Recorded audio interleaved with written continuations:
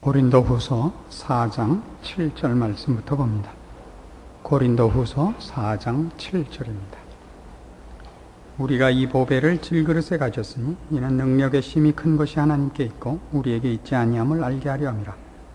우리가 사방으로 우겨쌈을 당하여도 쌓이지 아니하며 답답한 일을 당하여도 낙심하지 아니하며 핍박을 받아도 버림받지 아니하며 거꾸로뜨림을 당하여도 망하지 아니하고 우리가 항상 예수 죽인 것을 몸에 짊어지면 예수의 생명도 우리 몸에 나타나게 하려 함이라. 우리 산자가 항상 예수를 위하여 죽음에 넘기움은 예수의 생명이 또한 우리 죽을 육체에 나타나게 하려 함이니라. 그런즉 사망은 우리 안에서 역사하고 생명은 너희 안에서 하느니라. 12절 말씀까지 보았습니다. 고린도후서 4장 7절에서 오늘 12절까지 본 본문 내용은 그 근본적인 사상이 하나님의 일꾼으로 부름을 받은 사람이 그 일꾼된 중요한 표가 세상적인 가치로나 외형적으로 나타나지 않는다는 것을 설명하고 있는 대목입니다. 그것은 이미 7절에서 얘기한 바와 같이 질그릇이 보배로 바뀌지 않고 질그릇 속에 보배를 가진 것이 신자이기 때문에 그렇습니다. 보통 보면 기독교와 다른 종교의 근본적인 차이가 여기 있는 셈이죠. 우리는 예수를 소유하고 있고 다른 모든 종교는 어떤 의미에서 이 질그릇인 우리를 바꾸려는 작업들입니다. 그래서 다른 종교들은 다 도를 통하는 것이죠. 도통하는 것. 근본적으로 범신론이라 그럽니다. 왜냐하면 인간이 신의 가능성을 갖고 있다고 보는 겁니다. 인간이 어떤 신성한 자리에 가기 위하여 어떤 것을 깨우쳐야 되는데 그 득도하기 위한 방법이나 깨달음을 주는 것을 종교라고 생각합니다. 그러나 기독교는 그렇게 얘기하지 않고 우리는 피조물이라고 얘기하고 우리는 하나님의 은혜와 사랑과 또 예수 그리스도로 말미암아서만 영생을 얻으며 가치가 있으며 영광되게 된다고 가르치고 있습니다. 그래서 기독교 신앙을 증거하는 데 있어서 가장 조심해야 할 것이 뭐냐 그러면 득도한 것이 내가 남다르다는 것을 증명하는 것이 아니다 이겁니다. 신자에게 있어서의 득도는 내가 죄인이라는 것을 알고 그럼에도 불구하고 내가 얻은 모든 구원과 복된 것들이 그리스도 안에 있다는 것을 확인하는 데 있습니다. 우리의 자랑은 그리스도뿐이고 그리고 우리가 필요로 하는 모든 것은 그리스도 안에 있음을 확인하는 것. 이것이 기독교 신앙의 가장 커다란 핵심이고 특징이고 다른 모든 종교와 구별되는, 그러니까 다른 종교와 구별된다기보다 우리 인간의 본성과 전혀 구별되는 진리의 말씀인 것입니다. 지금 우리는 고린도후서에서 사도 바울이 계속 고린도 교회에 일어난 거짓 교사들이 자기네들의 지위를 혹은 신분을 세상적인 가치로 증거 삼고 있는데 대하여 사도 바울이 하나님의 일꾼들이 어떻게 세상적인 것으로는 증거로 삼을 것이나 표로 받을 것이 없는가를 증명하는데 이런 내용들을 쓰고 있는 줄 기억해야 됩니다. 그러니까 하나님의 일꾼들은 그가 남다르고 형통하고 우월하고 해서 하나님의 일꾼이 된 것이 아니고 하나님께서 모두에게 허락하시는 은혜의 산물로 하나님께서 모두에게 허락하신 긍휼의 결과로 우리가 하나님 앞에 쓰임받고 있으므로 우리가 비록 먼저 긍휼함을 입어서 다른 사람에게 하나님의 긍휼과 자비를 전하며 나눈다 할지라도 그것은 내가 깨우친 것이거나 내가 앞선 것이 아니라 저들에게도 허락될 하나님의 무한하신 긍휼과 자비를 먼저 입은 것에 불과하다고 자신을 낮출 줄 알아야 된다고 가르치는 것입니다.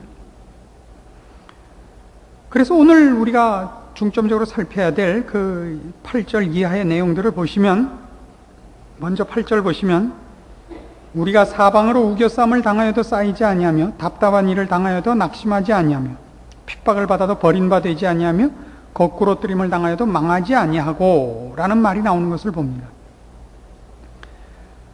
우리는 왜 어떤 환난과 어떤 핍박에도 불구하고 우리는 실패되지 않는가 하면 세상의 핍박과 환난은 질그릇에 밖에는 영향을 미칠 수 없기 때문입니다.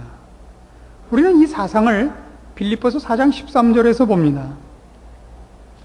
빌립보서 4장 13절에 가시면 여러분은 그 유명한 사도 바울의 신앙적인 선언, 즉 내게 능력 주시는 자 안에서 내가 모든 것을 할 수 있느니라 라는 선언을 봅니다. 이 말씀은 예전에도 언젠가 인용한 바와 같이 사도 바울이 로마 감옥에서 자신을 위로하러 찾아온 빌립보 교인들에게 한 얘기입니다. 그는 지금 궁핍한 때입니다. 모든 것이 부족한 때입니다. 감옥에 갇혀 있고 자유도 빼앗기고 있고 여러 면으로 아쉬운 것이 많은 때입니다. 그럼에도 불구하고 내게 능력 주시는 자 안에서 내가 모든 것을 할 수 있다고 고백합니다. 그러면 그를 위로하러 찾아온 사람들이 얼핏 생각하기 얼마나 모순돼 보입니까? 그는 먼저 해방되어야 되고 그는 모든 고난에서 풀려나야 됩니다. 모든 속박과 핍박을 받고 있으면서 큰 소리만 치는 것으로 보여지지 않습니까? 그러나 바울이 여기 빌립보서 4장 13절에서 이 얘기를 하는 근본적인 이유는 세상은 나를 가둔 것이지 예수를 가둘 수는 없다는 얘기입니다. 세상은 바울을 세상이 줄 수 있는 것으로만 결핍케 할 수 있습니다. 세상이 줄 수 있는 것만 뺏어갈 수 있습니다. 그러나 바울은 그가 하는 일을 세상의 것에 의지하지 않기 때문에 세상은 그를 세상 것으로 밖에는 그를 괴롭힐 수가 없는데 세상의 것은 하나님의 일을 하는데 조금 더 도움이 되는 것이 아닙니다. 더 많이 배웠다든가 지위가 높다든가 돈이 많다든가 힘이 있다는 것은 하나님의 일을 하는 데 있어서 꼭 필요한 것들이 아니며 그게 있으면 더 잘 되는 것도 아닙니다. 그러니까 이걸 뺏는 것으로 바울이 하나님의 일을 하는 것을 그러니까 방해할 수도 없는 것입니다. 바울이 하는 하나님의 일은 주께서 주시는 능력으로만 하고 주께서 힘 주시고 주께서 간섭하시고 주께서 허락하셔서 하는 것입니다. 방해를 하려면 주를 방해해야 됩니다. 세상은 주를 방해할 수 없습니다. 오늘 그 얘기입니다.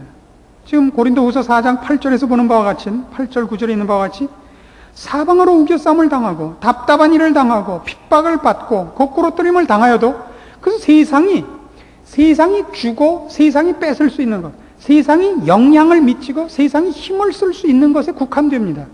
우리 안에 있는 보석은 세상이 만들거나 세상이 주었거나 세상이 영향을 미칠 수 있는 것이 아닙니다. 보석이 들어있는 한 그 보석을 소유하고 있는 그 상자, 그러니까 아무리 찌그러지거나 볼품이 없다 할지라도 그것은 버려질 수 없습니다. 왜요? 그 안에 보석이 있기 때문이죠. 그래서 우겨쌈을 당하여도 쌓이지 않고 답답한 일을 당하여도 낙심하지 아니하고 핍박을 받아도 버림받지 아니하고 거꾸로뜨림을 당해도 망하지 않습니다. 우리는 버려질 수가 없습니다. 우리 안에 보석이 있는 한. 그렇지 않습니까? 그럼 왜 하나님은 이런 식으로 일하시는가? 우리 7절에서 이미 봤었습니다. 이 보배를 질그릇에 가진 이유는 능력의 힘이 큰 것이 하나님께 있고 우리에게 있지 아니함을 알게 하려고 그렇게 됐던 것입니다. 그래서 10절 이하에 보는 바와 같이 우리가 항상 예수 죽인 것을 우리 몸에 짊어지도록 하나님이 요구하고 계시는 것입니다.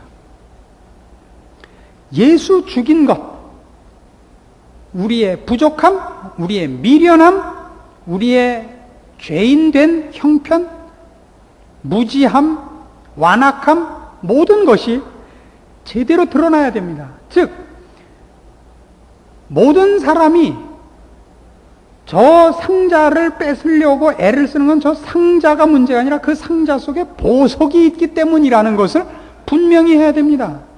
상자 자체가 훌륭하면 안 됩니다. 보석을 뚜껑을 열어보지 않을 것입니다. 그러니까 우리에게 하나님께서 일하시고 요구하시는 방법은 우리가 죽고 망하고 지는 모습 속에서 사람들이 우리 안에 있는 보석을 열어볼 수 있게, 어떤 신앙서적에 나온 바와 같이 옥합이 깨질 때 그 향기가 흘러나오는 것 같이 그렇게 하나님은 우리를 쓰시기를 기뻐하십니다. 이건 우리 신자들이 어떤 위치에 있고 하나님이 우리를 어떻게 쓰시는가를 깨닫게 하는 말씀인 동시에 이것은 지금 사도 바울이 거짓 교사들을 공격하고 저들의 정체를 폭로하는 중요한 판단 근거이기도 합니다. 근데 이런 것은 우리에게도 본성적으로 좋아하는 부분이기 때문에 우리도 이 실수를 많이 합니다. 이렇게 해보십시다. 똑같은 신앙을 가진 둘이 있는데 똑같은 신앙을 가진 둘 중에 한 사람은 부자고 한 사람은 가난하면 어느 쪽이 되었으면 좋겠습니까?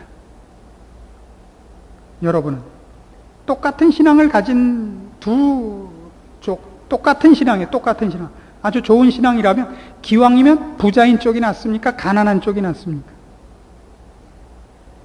부자인 쪽이 낫죠. 여러분 생각에. 그게 이제 우리가 어리석다는 아주 대표적인 증거입니다. 이렇게 해보십시다.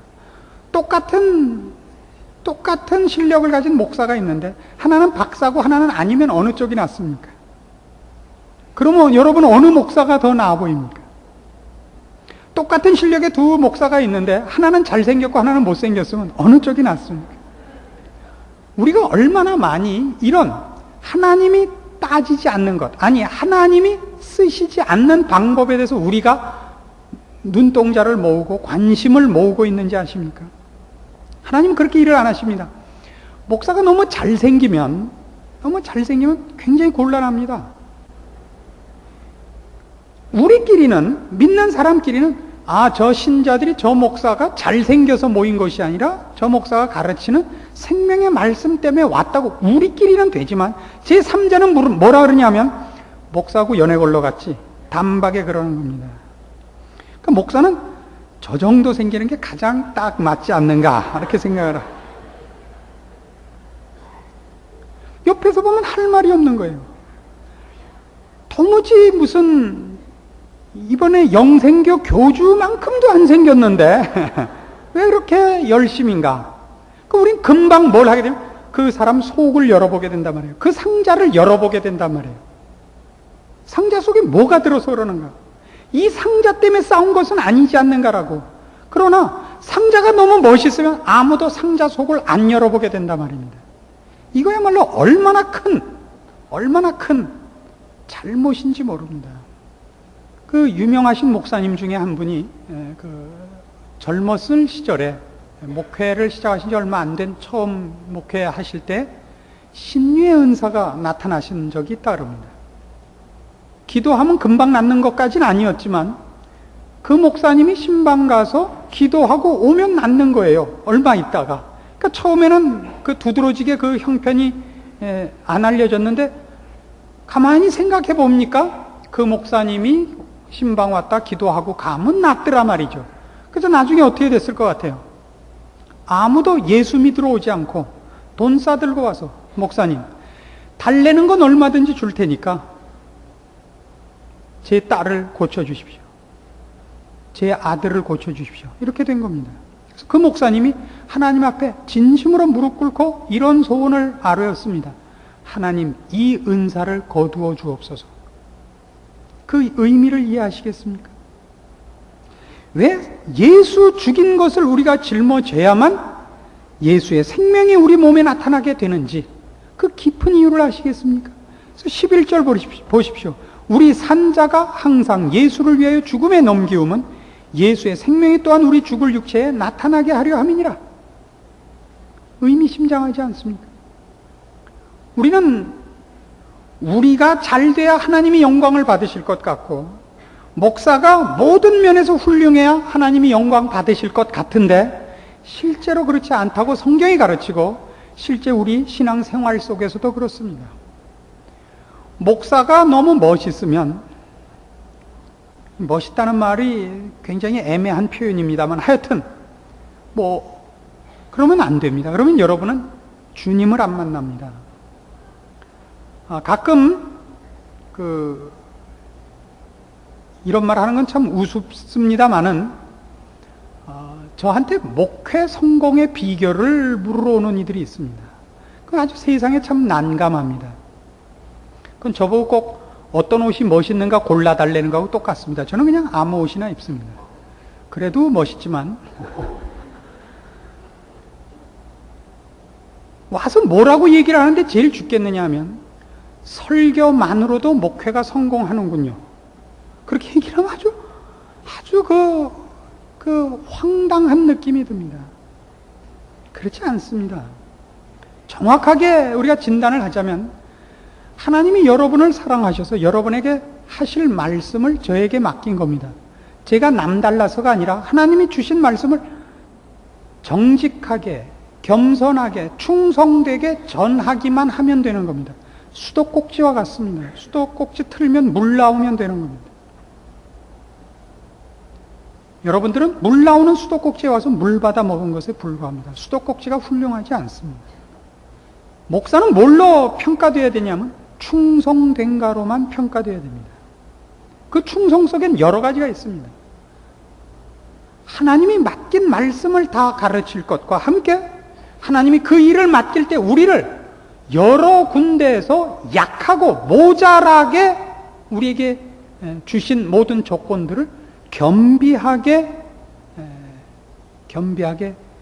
수용하고 순종해야 됩니다. 여러분들이 생각할 때는 목사가 말씀을 전하고 다른 데서도 다 멋있으면 훨씬 말씀이 힘을 발하고 영향력이 있을 것 같지만 아니요. 절대 그렇지 않습니다. 하나님께서 그렇게 일하시지 않습니다. 왜냐하면 그건 하나님의 법칙이 그렇지 않기 때문입니다. 하나님이 일하시는 법칙은 언제나 십자가의 방법입니다. 그건 참 이상한 방법입니다. 한 알의 밀알이 땅에 떨어져 썩는 방법으로만 열매를 맺으시지 칼 들고 마이크 들고 나서는 것으로는 절대 일하시지 않습니다. 이것만은 여러분이 절대 오해하셔서는 안 됩니다. 특별히 이런 부분에 대해서는 은사 운동을 일으킬 때 이 부분에 대한 아주 커다란 오해가 있게 되는데 이 부분은 은사 부분과 연결된 이 부분은 이번 재직 수련에 들어가서 하겠습니다. 그거는 어렵기 때문에 재직들쯤은 돼야 강의를 알아들으실 걸로 사료가 돼서 그렇습니다. 그리고 또 복잡한 강의이기도 합니다. 그래서 우리가 예수 죽인 것을 우리 몸에 짊어지며 또 예수를 위해 죽음에 넘기워서만 12절에 말하는 것 같이 사망은 우리 안에서 역사하고 생명은 그때 너희 안에서 역사하는 이런 방법을 하나님 앞에 쓰임 받는 자가 알아야 되고 하나님이 누구를 써서 자신을 찾아올 때 그 혜택을 입는 자도 알아야 되는 커다란 하나님이 일하시는 방법인 것입니다. 보통 설교의 은혜를 받고 나면 교우들 중에서 이런 말씀을 하는 이들이 있습니다. 목사님은 참 말씀을 잘하세요. 목사가 안 되고 다른 것을 했어도 잘하셨을 거예요. 이렇게 얘기를 하는 분이 있는데 전혀 그렇지 않습니다. 설교를 잘했다라는 말은 굉장히 애매한 말입니다. 별것 아닌 걸 갖고 제가 각색을 잘했다 이렇게 되는 것은 아닙니다. 여러분 노틀담의 꼽추라는 영화를 보시면 시작할 때 그 작품을 쓴 빅토르 유고에 대한 얘기와 함께 어떻게 이 작품을 쓰게 됐는가 하는 장면에 이런 얘기가 나오죠. 노틀담 사원에 작가가 한 번은 방문을 했다가 그 수도원 기둥에 헬라어로 아낭케라고 쓴 글자를 발견을 합니다. 이렇게 깊이 판 겁니다. 여러 날에 걸쳐서 숙명이라는 뜻인데 그걸 보면서 번쩍 떠오른 겁니다. 어떤 수도승이 말하자면 하나님 앞에 자신의 일생을 바친 수도사가 여기 들어왔으면 모든 속세의 인연을 끊고 세상적인 정념을 다 잊고 오직 하나님 앞에 거룩과 감사로 가득 찬 만족한 세월을 보냈어야 옳은데 가장 평안과 행복했어야 될 그 자리에 숙명이라는 단어를 남 볼 때 썼을 수는 없을 거 아니에요. 밤마다 남의 눈길을 피해서 와서 이걸 썼을까 해서부터 머리가 급격히 돌아가서 노틀담의 꼽추라는 작품을 만들어냈다는 겁니다. 그래서 거기에 주인공이 누구죠? 꼽추도 아니고 에스메랄다도 아니고 에스메랄다를 좋아했던 그 기병대 사관 젊은 날의 로저 무어도 아니고 그 여자를 집어던졌던 여자를 집어던졌었는지 꼽추를 집어던졌는지 이제 그 기억은 왔다 갔다 하는데 그 수도원에 있었던 수도사가 주인공이었던 것 아닙니까? 하나님 앞에 자신을 바쳤으나 에스메랄다를 보고 에스메랄다가 맞는지 안 맞는지도 자신이 자꾸 없네요. 그 여인에게 마음을 뺏긴 그 갈등하는 위선자가 된 자신, 그런 것이 아닙니다. 여러분이 하나님의 말씀을 듣고 거기서 생명과 영원한 약속을 받아들였을 때는 여러분은 하나님과 만나고 있는 것입니다. 가운데 누가 꼈기 때문에 그것이 이루어진 것은 아닙니다. 그러나 여러분은 인간적인 표현과 인간적인 차원에서 저에게 고맙다는 얘기를 해옵니다. 그리고 그것이 마치 제가 재주가 있어서 남이 못하는 걸 한 것 같이 얘기하는 식으로 목사님은 다른 것을 했어도 잘했을 거예요. 다른 거 뭐요? 다른 거 뭘 또 잘했을 것 같아요? 사기치는 거요? 그렇지 않습니다. 하나님께서 여러분 마음을 찾아오실 수 있었던 가장 큰 이유는 예수 그리스도의 죽으심 때문입니다. 그것 없이는 우리는 하나님을 만날 수 없고 하나님의 은혜와 긍휼과 사랑의 대상이 될 수가 없는 것입니다. 그걸 어떻게 했다고요? 예수를 죽여서입니다. 사망은 예수 안에 역사해서. 그래서 우리에게 생명이 나타난 것 아닙니까? 그건 하나님이 일하시는 거의 유일한 법칙입니다. 그래서 그 뒤를 잇는 어떤 하나님의 일꾼들도 그 법칙 아닌 걸로 일하는 법이 없습니다. 칼 들고 마이크 들고 하지 않습니다. 언제나 십자가 들고 합니다. 이것이 하나님이 일하시는 방법이고 하늘에 썩는 밀알로만 열매를 맺으시는 하나님이 일하시는 방법입니다. 근데 우리 끝없이 뭘 요구한다고요? 목사는 신자가 헌금 많이 내기를 바라고 고급 관리가 되기를 바라고 신자들은 목사가 박사가 되고 더 유명한 사람이 되기를 바라서 서로가 서로에게 그 안에 있는 보석을 열어보고 우리의 주인이신 하나님을 만나는 것이 아니라 우리끼리 고급한 인종인 것 같이 남다른 족속인 것 같이 우리끼리 서로를 부추겨서 서로를 속이고 자기를 속이고 미쳐 날뛰는 집단으로 만들어가는 것이 우리의 본성 중에 하나인 것입니다. 우리는 끊임없이 우리가 하나님 앞에 쓰임을 받되 하나님의 은혜가 잠시라도 끊어져서는 안 되는 부족한 자인 것을 스스로 인정해야 되고 그럼에도 불구하고 하나님이 우리 같은 것들을 들어 쓰시며 역사하시는 것을 보고 놀라고 감사해야 됩니다. 그래서 우리는 우리가 한 일을 마치 내가 만든 것이냐 본래 내가 다른 사람이냐 다른 족속이냐 그렇게 오해할 것이 아니라 하나님의 무한하신 은혜 무한하신 사랑 오병이어의 기적을 이루시는 하나님 앞에 우리가 서 있음을 서로 확인하는 자로서 겸손과 온유함과 겸비함을 놓치지 않는 자리에 늘 있어야 되는 것입니다. 그러나 고린도 교회 교인들이 사도 바울에게 바로 그것을 요구한 것 아닙니까? 당신은 왜 이 사람들만도 못합니까? 당신은 왜 박사가 아닙니까? 당신은 왜 못생겼습니까?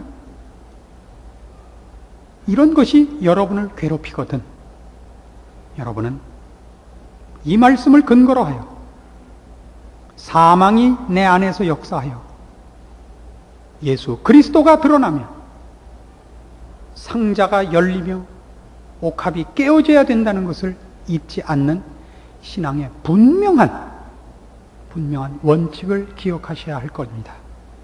그렇게 될 때 여러분은 하나님께서 마음껏 쓰시는 자가 될 것입니다.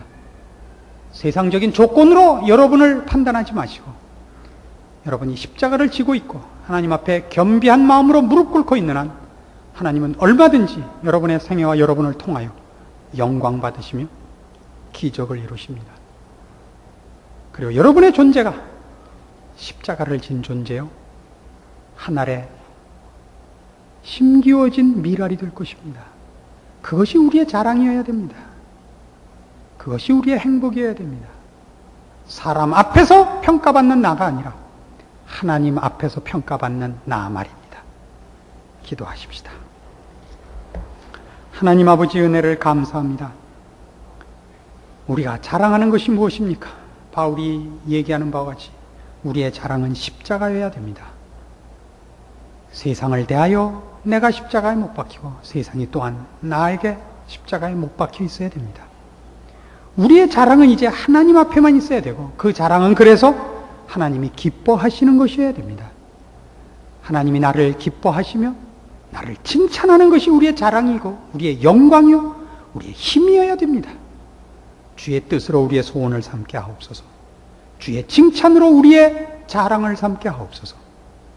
주와 동행하는 것으로 우리의 만족을 얻게 하사 우리가 존재하며 우리가 생활하는 모든 곳에서 우리 하나님 영광 받으시고 우리 하나님 그 모든 명령을 내리사 이루시고 우리가 하나님의 종인 것을 나타내사 우리를 부르신 하나님의 은혜가 우리에게서 멈출 것이 아니라 우리를 지나가 얼마든지 필요한 영혼들에게 열매 맺는 저희들이 다 되게 하시옵소서.